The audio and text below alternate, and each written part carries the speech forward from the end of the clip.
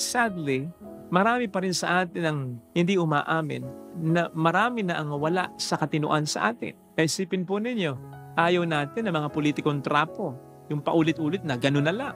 Pero binoboto pa rin naman.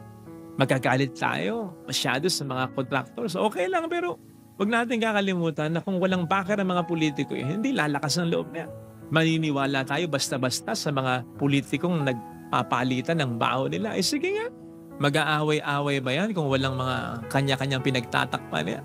At kung sangkot sa anomalya, isipin nga po ninyo, bakit hindi lahat imbestigahan? Bakit meron tayong papaboran? Bakit tayo papabor sa isang tao, sa isang grupo lang? Hindi nga ba't ang habol natin ay mawala ang korupsyon na yan? Yung pinakaugat niya?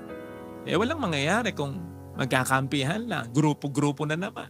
Ayaw mo sa korap, pero alam mong korap, pag nakita mo, ngitian mo, papapicture ka pa. Ipangangalandakan mo, nakausap mo. Ipangangalandakan mo, kakilala mo.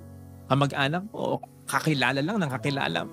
Kukunin mong herman, hihingan mo ng donasyon. Bakit? Alam mo na namang sangkot sa korupsyon o kaya may mga balita ng ganon. Diba? Alam mo namang may hindi magandang record. Bakit kukunin mo pa? Bakit hihingan mo pa? Diba? I mean, kahit na proyekto pa ng simbahan, kung talagang para sa Diyos yan, at kung gusto talaga ng Diyos yung project na yan, siyang bahala dyan. Bottom line, hindi natin sila pwedeng bigyan ng pakiramdam na dahil sila nagbibigay, okay na yung ginagawa nila. Sapagkat alam po natin na hamak na mas matindi, mas malaki ang binubulsa nila. Kaya hindi titino ang bayan na ito, hindi titino tayo mga Pilipino.